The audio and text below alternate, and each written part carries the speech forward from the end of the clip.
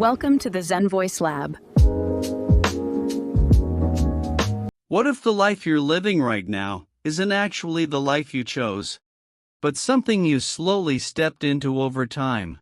One small decision at a time, without ever really stopping to question where it was leading you. And now you're here, and it feels normal, but not fully yours. That's such a quiet but heavy thought, because it's not about one big mistake or one wrong decision. It's about how easy it is to drift into a life that makes sense on paper, but doesn't feel completely right when you sit with it. Exactly, and the strange thing is that from the outside, everything can look completely fine. You have stability, you have structure, you're doing what you're supposed to do. But internally there's this subtle tension that never fully goes away. Yeah, it's like nothing is obviously wrong, but something is slightly off, like you're living your life, but not fully connected to it, like you're present, but not deeply involved in your own direction. Hey everyone, welcome back to the ZenVoice Lab, your cozy place to learn real English through conversations that actually mean something, not just language, but life as well. This is Jake, and today we're talking about something that sounds simple at first, but becomes uncomfortable the moment you take it seriously, because it forces you to look at your own choices. And I'm Anna, and if you've ever had that quiet moment where you stop and wonder if you're really living the life you want, or just continuing something that feels safe, then this episode is for you.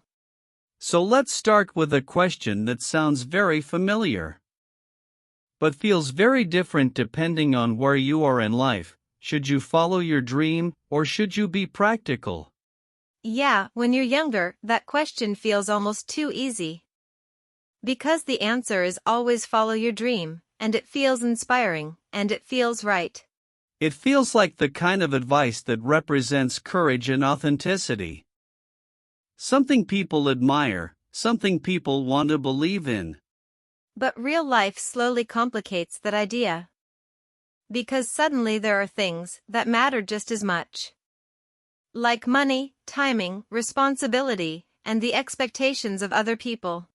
And that's when another voice starts to show up, not loud, not dramatic, but very consistent and very persuasive. The voice that says be careful, think this through, don't risk what you already have. And the frustrating part is that voice isn't wrong. It's actually very reasonable, it's trying to protect you. And in many ways, it's doing exactly what it's supposed to do. But at the same time, there's another voice that doesn't disappear either. And it keeps asking a different kind of question, one that's harder to ignore over time. Yeah, the voice that asks what about the life you actually want? What about the version of your life that feels more aligned with who you are? And I think most people are living between those two voices every day, trying to balance safety and meaning, stability and truth. And that's why it feels so difficult. Because you're not choosing between something clearly right and something clearly wrong. You're choosing between two things that both make sense. And when both options feel reasonable, hesitation becomes natural, not because you don't care, but because you care about both outcomes. And from the outside, everything can still look completely normal. You're functioning, you're progressing, you're doing what people expect. But internally there's this quiet question that keeps returning. Not strong enough to force immediate change, but persistent enough that it never fully leaves. Like, am I living the life I chose, or am I just living the life I ended up in without really questioning it? And that question can feel uncomfortable, so a lot of people don't answer it. They stay busy, they stay distracted, they keep moving. But the feeling doesn't disappear. It just becomes quieter and more familiar. And before we go deeper, just take a second and notice something. If this conversation already feels a little too real, like it's putting words to something you've been feeling but couldn't explain, Then you're not alone, And this space is exactly for that kind of honesty. So if you enjoy conversations like this, where you're not just learning English, but also understanding yourself a little better, take a moment to like this video, subscribe to the channel, and stay with us. and tell us where you're listening from, and more importantly, be honest with yourself here. Are you living a life that feels true to you, or something that simply feels safe? Because sometimes one honest answer can help someone else feel less alone. So let's begin with something simple. When we say dream, what are we actually talking about? I think one of the biggest misunderstandings people have is that they imagine dreams as something big and dramatic. Something that looks impressive from the outside, like a major life change that everyone can see and recognize. Yeah, like quitting your job, moving to another country, starting something completely new, something that feels bold and visible and easy to explain to other people. But I don't think most real dreams actually look like that. I think most of them are much quieter and much more personal, and sometimes even hard to explain. Exactly, sometimes a dream isn't about becoming something bigger. It's just about feeling more like yourself in your own life, which sounds simple but is actually very hard to achieve. Like wanting your days to feel lighter instead of heavy, or wanting your work to feel meaningful instead of just something you have to do. Or even something as basic as waking up in the morning and not feeling that quiet resistance. That feeling where you already feel tired before the day even begins. Yeah, that feeling where nothing is obviously wrong, but everything feels slightly harder than it should be. And I think that version of a dream is much more honest.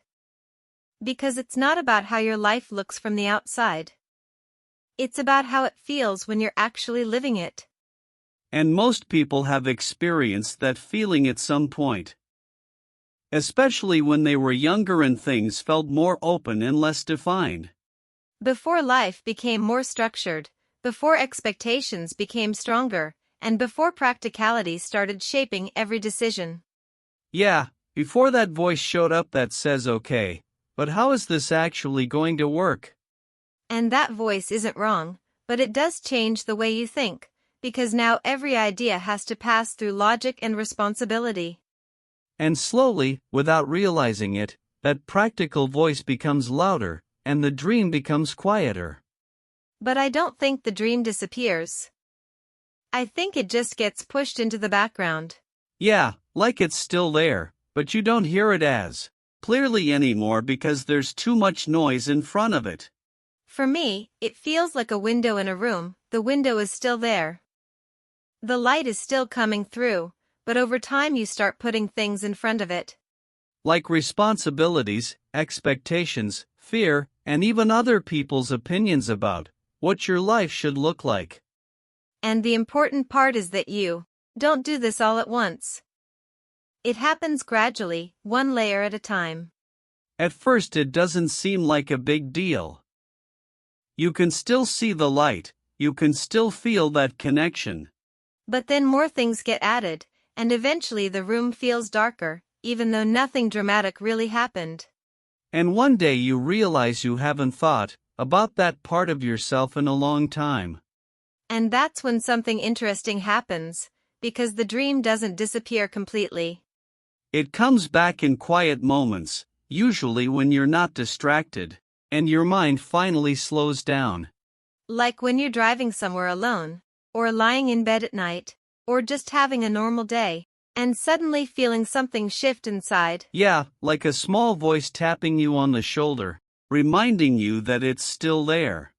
And those moments can feel surprisingly emotional, even if nothing big is happening. And the timing is always inconvenient, like your brain chooses the worst possible moment to bring it up. Yeah, like standing in a parking lot or doing something completely ordinary, and suddenly you feel this unexpected wave of clarity. And I think that says something really important. Yeah, it means you're not empty, you're not lost. You're just disconnected from a part of yourself that you once understood very clearly. And that's a big difference, because if you're disconnected, it means something is still there waiting. It just hasn't been your priority for a while. And maybe that leads to a more honest question. If the dream is still there, quietly in the background, Then what actually pulls people away from it over time? because it's probably not one big decision. It's something much slower than that. So if the dream doesn't disappear, and it's still there quietly in the background, then the real question becomes what actually pulls people away from it over time. And I don't think it's one big dramatic decision. Yeah, it would almost be easier if it was just one moment, one clear choice where you say I'm giving this up. But that's not how it works for most people. It's usually much slower than that, almost unnoticeable at first, like your life just gradually shifts in a different direction, without you fully realizing it. And a big part of that is just real life becoming more real. Things get more expensive, responsibilities grow. And suddenly your decisions affect more than just you. Yeah, you're not just thinking about what you want anymore. You're thinking about stability, security, and how to avoid making things worse. And that's when safety starts to feel very attractive. Not because it's exciting, but because it feels like relief. Like something you can rely on. Exactly, safety doesn't feel inspiring, but it feels calm, it feels predictable.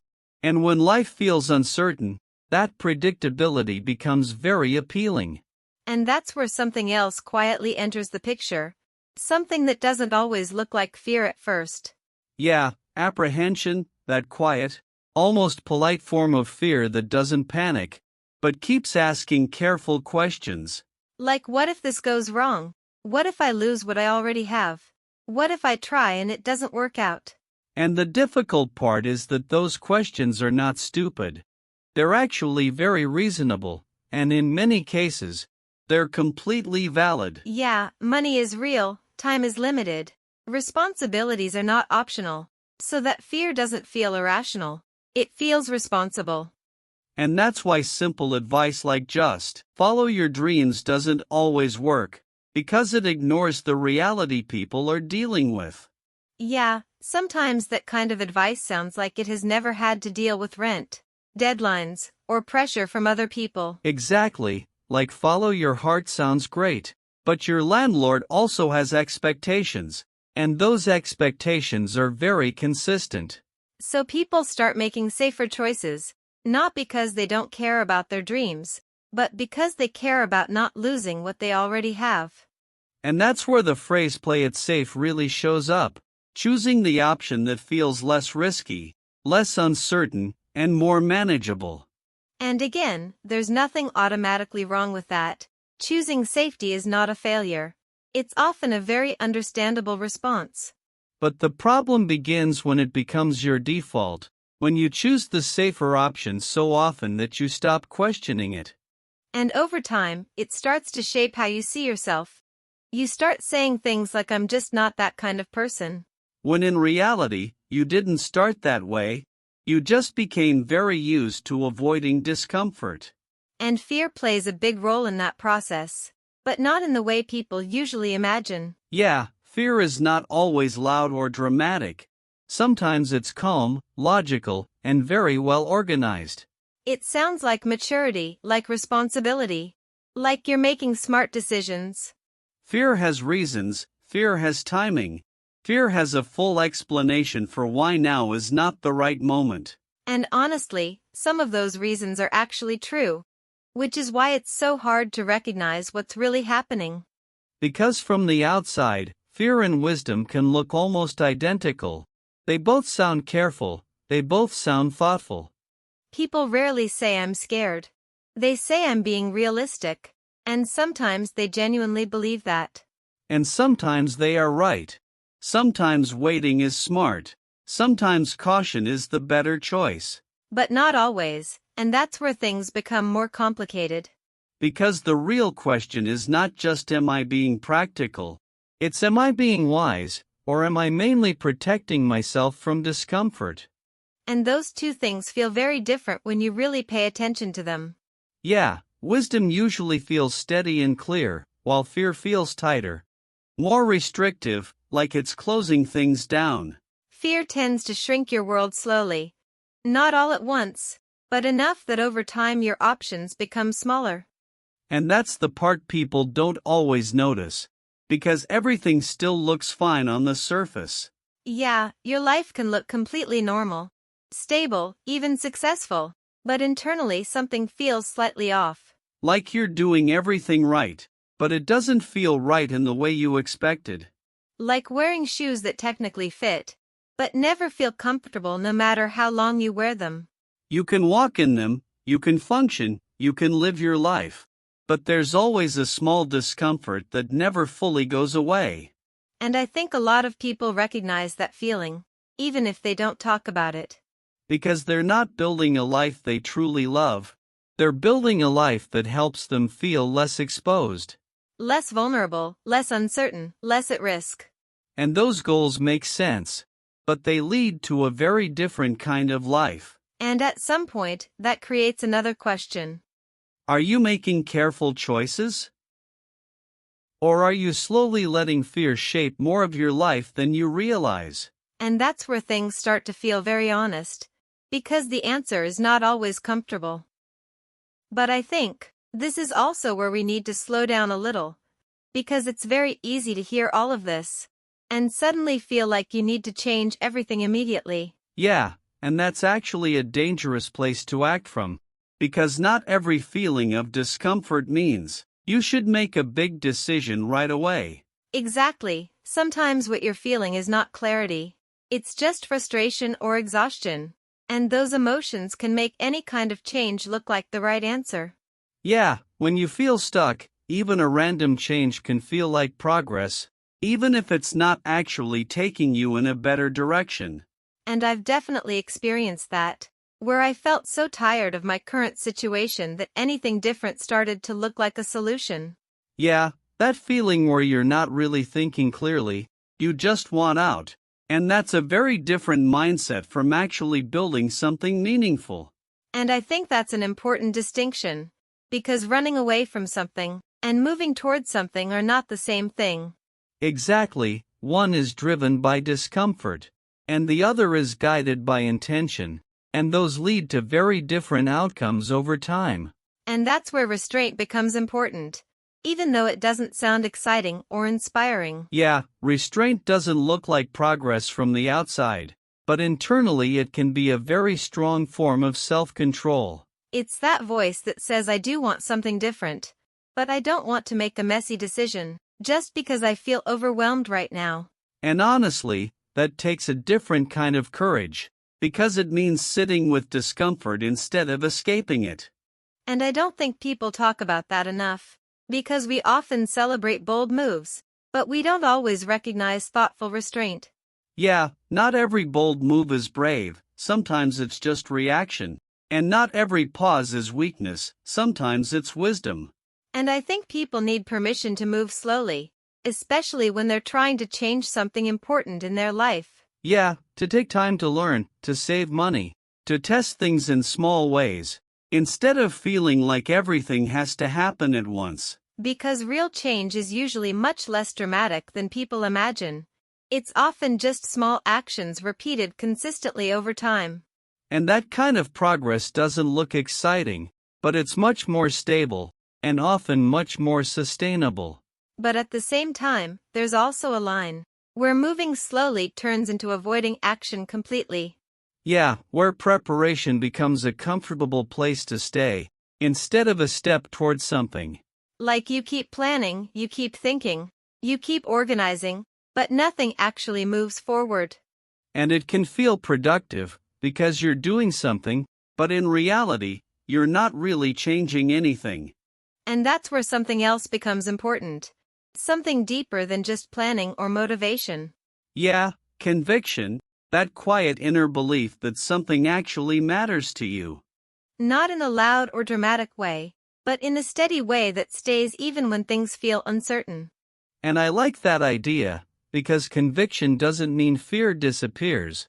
It just means fear is no longer in control. Yeah, you can still feel unsure, you can still hesitate, but you don't let that stop you completely. I always think of it like this: fear can be in the car. It can have opinions. It can complain the whole time. But it shouldn't be the one driving. Because when fear is driving, your life becomes smaller without you noticing. But when conviction is driving, fear is still there, but it doesn't control your direction. And I think that's the real turning point. Not when you stop being afraid, but when fear stops being the main decision maker. And that moment is usually very quiet. It's not dramatic. It's not something you announce. It's just a point where something inside you becomes clear enough that you can't ignore it anymore. Yeah, when staying the same starts to feel heavier than trying something new. When waiting feels more uncomfortable than moving, even if you don't have everything figured out. And I think a lot of people recognize that feeling, even if they don't always act on it right away. Because it's not about having a perfect plan. It's about reaching a point where you know something matters enough to move toward. And that's a very different kind of motivation. It's not emotional. It's not impulsive. It's something deeper. And once you feel that, even small steps start to feel meaningful, because they're connected to something real. And I think that's where the shift begins, not in one big decision, but in a quiet change in how you relate to your own life. I think this is where everything becomes a little more personal, because at some point this conversation stops being about dreams in general, and starts becoming about your life specifically. Yeah, it becomes less about ideas and more about identity. About how you see yourself and the kind of life you believe you're allowed to live. And I honestly think a lot of people are living lives they didn't fully choose, not in a dramatic way, but in a very gradual and almost invisible way. Yeah, they didn't wake up one day and decide this is not my life. They just kept following what made sense. What felt safe, what was expected. And over time, those decisions start to form a path, and that path starts to feel like the only option. And a lot of that comes from what we inherit, not just from family, but from culture, from society, from what we see other people doing. Yeah, ideas about success, stability, what a good life is supposed to look like, and what choices are considered acceptable. And again, none of those things are necessarily wrong, but they're not automatically yours either. Exactly, and that's where something subtle happens. You can spend years becoming good at a life you never actually questioned. And from the outside, everything looks fine, maybe even successful. But inside there's this strange distance. Like you're living your life, but not fully inside it. Like a part of you is slightly behind everything, just watching. And I think that's why so many people hold back. Not because they don't care, but because they've learned that holding back feels safer. Yeah, they hold back their honesty, their curiosity, their energy, sometimes even their excitement. And over time, that becomes normal. It becomes part of how they see themselves. And that's why I think one of the most important things here is self-reflection. Not in a dramatic way, but in a very simple and honest way. Just asking yourself whose voice is shaping my choices right now. Is it mine, or is it something I absorbed without realizing it?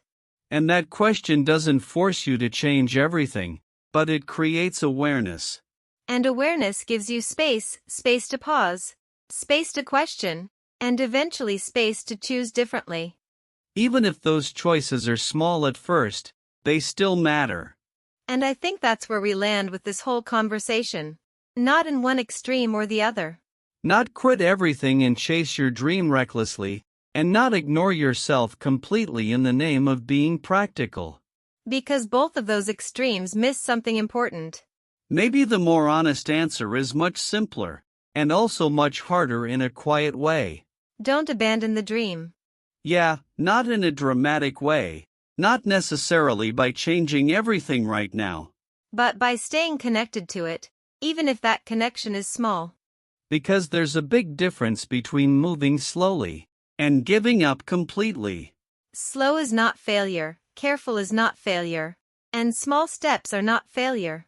What becomes dangerous is when you decide that part of you doesn't matter anymore. And that's why I really like this idea of loyalty. Not to a goal, but to yourself. Yeah, loyalty to the part of you that knows what feels meaningful, even if you can't fully act on it yet. You can still learn, you can still practice, you can still create space for it in your life. You can still move toward it, even if that movement is quiet and slow. And that kind of progress doesn't look impressive, but it's very real. And over time, those small steps start to change how your life feels from the inside. And maybe your dream has changed too. Maybe it's not what it used to be. Maybe it's not something big and dramatic anymore. Maybe it's something deeper and more personal. Like peace, or freedom, or meaningful work, or just a life that feels like your own. And that still counts. In fact, that might matter even more. So maybe the real question is not should I follow my dream or be practical. Maybe the better question is how can I stay connected to what matters to me while still living responsibly in the real world. And that feels more balanced, more realistic, and also more kind. Alright, before we finish, let's slow things down a little and go through a few words we used today, just to help you express these ideas more clearly. Yeah, not just for English, but for understanding your own thoughts a little better. Aspiration, a strong hope or desire for your future. Apprehension, that quiet feeling of worry about what might happen. Play it safe, choosing the safer option to avoid risk. Restraint, controlling yourself and not acting too quickly. Conviction, a strong inner belief that something truly matters to you. Take the plunge, finally doing something bold after hesitation. Follow in someone's footsteps, copying a path that someone else took. Hold back, stopping yourself because of fear or doubt. Give up on, deciding to stop trying or believing in something. Work toward, making steady progress in a direction that matters. And honestly, having these words gives you a better way to describe what you're feeling. And sometimes that's the first step, not changing everything, but understanding yourself more clearly. And maybe that's enough for today. Not a perfect answer, not a dramatic decision. Just a quieter question you can carry with you. What matters to me? And how can I stay connected to it, even in a small way? Even if the timing isn't perfect. Even if you're still figuring things out. You don't need to have your whole life solved. But you do deserve to stay close to what feels true. This is Anna. And this is Jake. And you've been listening to the ZenVoice Lab.